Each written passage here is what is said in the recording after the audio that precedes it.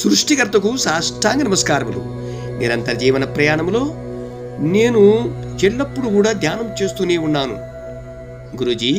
కానీ అనేక సార్లు జ్యోతి స్వరూపంగా దర్శనం జరుగుతూనే ఉన్నది.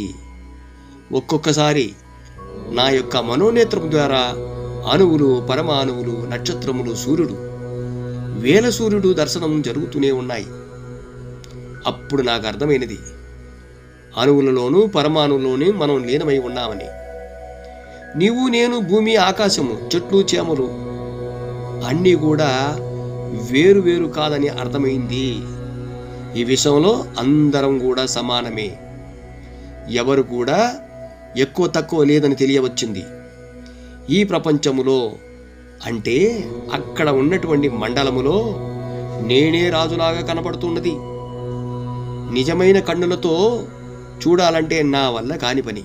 ఎందుకంటే కేవలం మనోనేత్రము ద్వారానే మనం పరిశీలించగలము. అందుగురించే చెప్తూ ఉంటారు, జ్ఞాననేత్రంతో చూడాలి, ఆజ్ఞాచక్రంతో చూడాలని చెప్తూ ఉంటారు కదా, అదేనేమో. అందుకే అందరిలోనూ కూడా దైవత్వం నిండి ఉంటాయి. ఎవరిని కూడా ఎట్టి పరిస్థితుల్లో మనం బాధ పెట్టకూడదు. సర్వే జనా సుఖినో భవంతు.